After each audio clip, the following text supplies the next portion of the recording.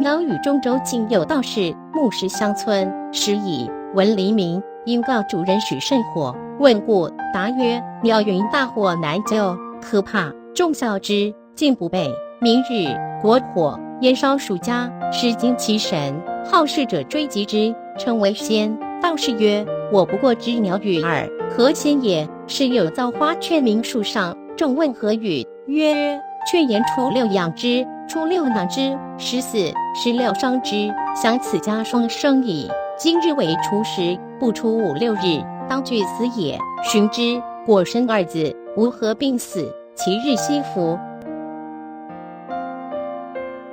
亦令闻其奇，招之，焉为客，时群鸦过，因问之，对曰：明宫内侍，必相争也。鸦云：爸爸，偏向他，偏向他。令大夫盖妻妾反唇，令侍被宣刮而出也。因留居蜀中，游历之，时变鸟言，堕其中，而道士仆也。似言者无所忌，令醉贪，一切公用诸物，皆得为钱引入之。一日方作，群鸦伏来，令诱解之。答曰：今日所言，不与前同，乃为明公会计耳。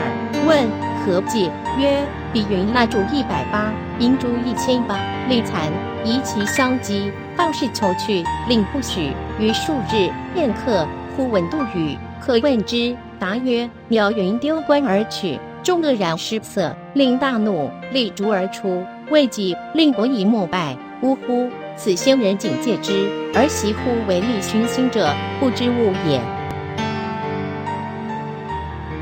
其俗呼常曰烧签，其绿色者曰多了。亦有父子具亲舍生，将父遂逝，忽有禅及经上，父喜曰：烧签，即招也。一同视之，曰：可勿烧签，都累而已。父子不悦，已而我皆被处。